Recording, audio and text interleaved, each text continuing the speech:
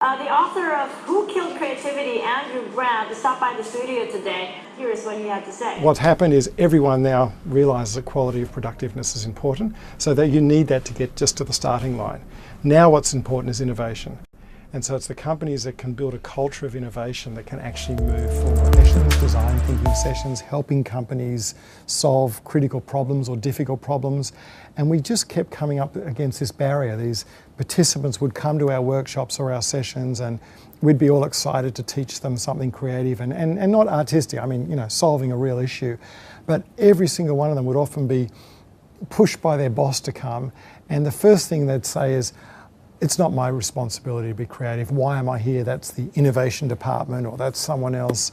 And here we are trying to get them to think creatively and trying to get them to feel creative, and yet they always came with excuses.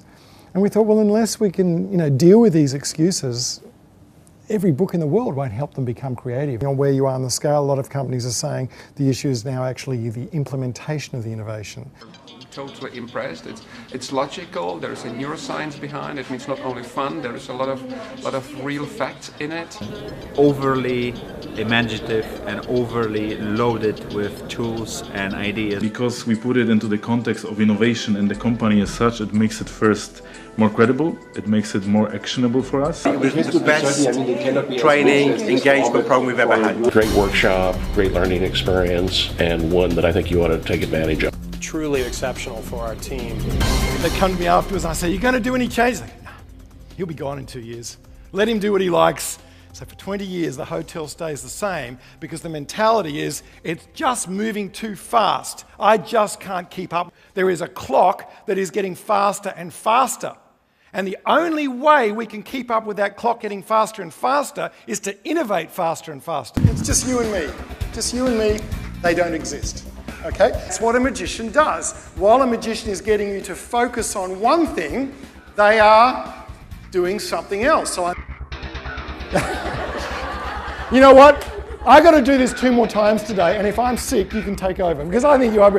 Except you need to face this way because you got to put it in this here so they can't see it. This is magic. This is magic. Thank you. Particularly big surf, but on a reef break with coral reef underneath it, the wave picked me up and threw me headfirst into the reef. When I came up, I put my hand in my head and I discovered a hole about that big. When you have an accident like I had, every single neuron in my brain that was alive and awake and functioning moved across to the old part of the brain to try and say, Andrew, fight or flight, you must survive. Most of us spend most of our time in the workplace functioning on the reptilian part of our brain. Addiction to your email can be actually lower your IQ more than smoking marijuana. Do you smoke marijuana?